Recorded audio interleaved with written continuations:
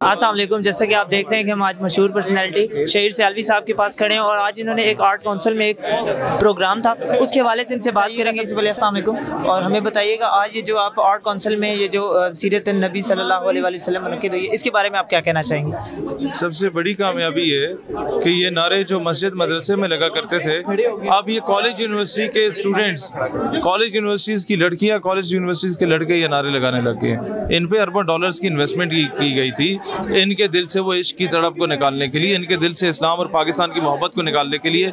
आज आप ये देखें कि ये एक प्लेटफॉर्म पे इकट्ठे हैं, यहाँ पर एक ही सफ में आपको हर मकतब फ़िक्र का नौजवान नजर आया। आज आपने हाथ बांधने वाला, रफ़े दैन करने वाला, हाथ छोड़ के नमाज पढ़ने वाले को एक सफ में देखा है। ये इस्लाम की फतह है और ये मगरब के अरबों डॉलर्स की इन्वेस्टमेंट पे लात मारी गई आज। सर मुझे काइंडली ये टॉपिक से हटके सवाल है, लेकिन मैं जानना चाहूँगा कि जो आपने अपनी पार्टी के लिए कहा था कि मैं उसकी जो है बुनियाद रखेंगे जी, तो वो अभी तक हमें उसमें नजर नहीं आ रही, उसके बारे में कुछ ऑडियंस। वजह ये है कि डब्बू साहब ने हम पे कई मुकदमे कर दिए थे। लाहौर में अलग मुझे पेश होना पड़ रहा है, ये मेरे वकील हैं। पिंडी में मुझे अलग पेश होना पड़ता है, इस्लामाबाद में अलग पेश होना पड़ता है। हम अभी निकलते नहीं है कि डब्बू साहब फिर खुल जाते हैं और फिर दोबारा वो दुम हिलाते हिलाते हमारे पीछे भाग जाते हैं। तो डब्बू साहब को ज़रा खान साहब काबू में रखें तो मेरे ख्याल है हम जल्द आ जाएंगे मैदान में इंशाल्लाह। लेकिन everything has a proper time. कानूनी शतरंज की चालें खेलेंगे और सही चलेंगे इंशाल्लाह। इलेक्शन में आएगी सब आपकी पार्टी? आपको खुशखबरी सुना दें अभी से कि 2023 का इलेक्शन तो दूर की बात है, हमने कंटोनमेंट में भी कोहाट में 2 सीटें आज़ाद हैसियत से हमारे लड़कों ने निकाली, एक उकाड़ा में निकाली, पिंडी में बड़ा टफ टाइम दिया। इस वक्त इंशाल्लाह बल्दियाती इंतखाबात में हर हल्के से हम अपने कैंडिडेट्स खड़े करेंगे और तब तक हमारी सियासी जमात मैदान अमल में आ चुकी होगी, रजिस्टर हो चुकी होगी और उसका नाम भी, हम झंडा भी बहुत जल्द आपके सामने लाएंगे इंशाल्लाह। बहुत शुक्रिया सर, बहुत थैंक यू। मस्जिद से मगरिब को तकलीफ जरूर होती है कि जब मस्जिद में कोई नौजवान उठ के, मदरसे में खानकाह में कोई उठ के नारा तकबीर, नारा रिसालत बुलंद करता है, जरूर तकलीफ होती है। लेकिन बिलीव यू, जब एक कॉलेज और यूनिवर्सिटी का नौजवान ये नारा कॉलेज से निकलते हुए, यूनिवर्सिटी से निकलते हुए बुलंद करता है, तो मगरिब के अरबों डॉलर्स की इन्वेस्टमेंट में आप लात मार देते हैं। और वो वो है कि आप पे अरबों डॉलर्स की इन्वेस्टमेंट की गई, वो पाकाकश के मौत से डरता नहीं जरा, रूह मोहम्मद इसके बदन से निकाल दो, फिक्र अरब को देके फरंगी तखय्युलात, इस्लाम को हिजाब यमन से निकाल दो, अफगानियों की गैरत दी का है इलाज, मुल्ला को इनके कोहो दमन से निकाल दो। आज आपने उस अरबों डॉलर्स की इन्वेस्टमेंट में लात मारी है।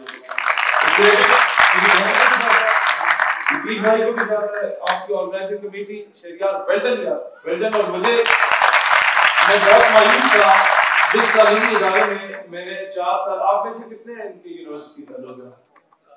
ठीक ठाक है। मैं एक बड़े मजे की बात उस यूनिवर्सिटी की याद ताज़ा कर ही लेते आज। मैं आपको बड़ा मजा आएगा ये बात सुन के। हमारे आप लोगों के सर शकील होते हैं वहां पे, उस वक्त सर शकील जो थे वो एचओडी थे, and he called me up and he said कि यार शहीद, अमेरिकन एम्बेसी की तरफ से इनविटेशन आया है और आपने वहां पर जाना है, स्पीच करनी है, और उस स्पीच का टॉपिक है is education necessary for piece, क्या तालीम जरूरी है अमन के लिए?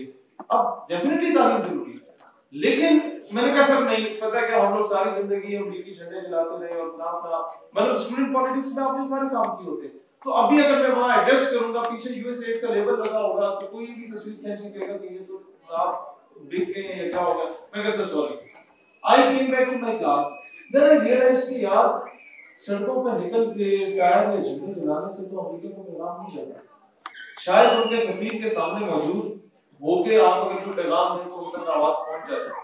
मैंने सर को कहा सर मैं जाना चाहूंगा। अब वो मुस्कुराए, बहुत ही प्यार करने वाली शख्सियत थे जितने हमारे पीछे आपके इदारे के पीछे, लेकिन उन्होंने कहा यार शहीद मुझे थोड़ा लिख के दे दो जो तुमने वहां पर बातें करनी, ये और से सुने। मैंने क्या हुआ, मैंने लिख के दिया कि जी दहशतगर्दी के खात्मे और अमन के क़याम के लिए हमें अमेरिका का साथ देना चाहिए, और मलाला बहुत नेक खातून है और डॉक्टर आफिया तो उसने ठीक किया और बोला तो उन्होंने कहा यार जज्बात मेरे भी नहीं मानते कि जो तुमने लिखा तुम्हारे भी नहीं मानते होंगे, लेकिन क्या करें पोजीशन मेरी चीजों से आती है। तो ये मैंने किया। फिर डिप्लोमेसी क्या होती है नौजवानों, ये आप लोगों के लिए जरूरी है समझना। हिकमत मोमिन की मीरास है, वैसे नहीं चढ़ दो। मैंने कहा सर हमारी यूनिवर्सिटी छोटी सी है, इसका कभी कोई बच्चा जो है किसी एम्बेसी में नहीं गया, तो इस तरह करें एम्बेसी के अमले से इजाजत ले लें कि 30 students BBA electrical and software के 10-10 बच्चों को इजाजत दें कि एज एन ऑडियंस वो वहां पे जाएं। ऊपर आप एक टीचर भी रख लें जो देखेगा डिसिप्लिन को, ताकि बच्चा शोर ना मचाए। अब टीचर हमने रखे हमारी उम्र के जो 2-4 साल बड़े हमसे ट्वेल्थ करके आए होते बच्चे, हमने अपने टाइप के सारे वो हटे तो उनको रख लिया और कर लिया। अच्छा हुआ क्या, रास्ते में जब जा रहे थे पोस्टर में towards that embassy program, I told them कि यार जेडी तकरीर उन्होंने मैं सुनाई थी ना सर, वो तकरीर चेंज है। वो आधे बच्चे उतरने लगे, मैं कहा नहीं यकीन करो अगर हम लोग ये सच बात के आए ना उनके एम्बेसी के सामने, तो तुम लोगों को अगर यूनिवर्सिटी एक्सपेल भी कर दे तो तुम्हें लोग मुफ्त में डिग्रियां कराएंगे, ये मैं गारंटी देता हूं। उनके चलो मैं कहता हूं गलत समझ आए ना। अब ये मैं आपको बात बता रहा हूं, आज से 2014 की बात है, 7 साल पुरानी बात। वहां पर उस वक्त फ्रांस में चार्ली हेब्डो ने पहली मर्तबा गुस्ताखी की थी उस वक्त में, तो बड़ा दुनिया का अमन तबाह हुआ, लोग आए अपने गुस्से का जज्बात का इजहार किया। और अमेरिका ने उससे पहले टेरी जॉन्स ने गुस्ताखी की थी 2011-12 की बात है, तब भी हमने अमेरिकन एम्बेसी की तरफ कॉलेजेस का मार्च लेके गए थे। अब गौर से सुनो, वहां सवाल था is education necessary for peace, तो either you have to speak in favour of it, either you have to speak against it. तो मैंने कहा जी yes education is necessary for peace, what is the literacy rate of United States of America? तो लोगों ने कहा कि 99%। मैं कहा अच्छा if education is necessary for peace, अब सफीर साहब बैठे हुए थे, अमला सारा बैठा हुआ था, पब्लिक तो सारी पाकिस्तानी थी, हमारे का ही।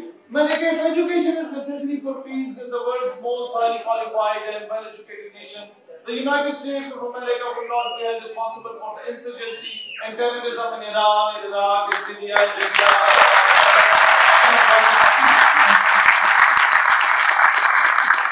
अब आते हैं इन पे, जिस वजह से मैं वहां पर गया, मैंने कहा जी what is the literacy rate of France? People replied 98%. मैंने कहा then Charlie Hebdo would not be held responsible for insurgency, for instigating the entire Muslim Ummah and for establishing their views. मैंने कहा यार बात नहीं है उधर। Then I said कि भाई according to the international law of God, where you cannot hurt the feelings of another person, and according to the international blasphemy law, सारी चीजें करने के बाद फिर मैंने उससे कहा एम्बेसडर को कि अब मामला क्योंकि नामूस रिसालत का है, तो let me to express the extent of my views in my national language because your English linguist cannot absorb my emotions. कि जब मैं अपनी जुबान में बोलूंगा